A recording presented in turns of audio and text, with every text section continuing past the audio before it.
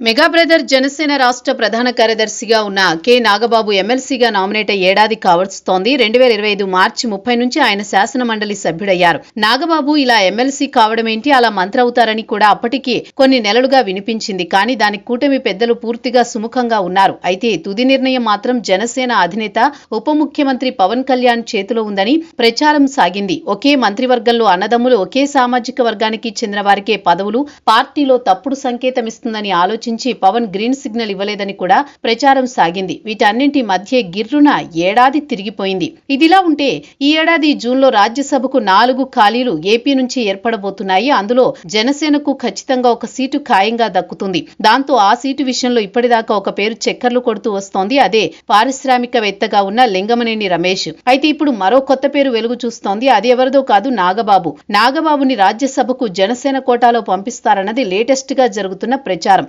నాగబాబు కనుక రాజ్యసభకు వెళితే అన్ని రకాల ఈక్వేషన్స్ సెట్ అవుతాయని అంటున్నారు.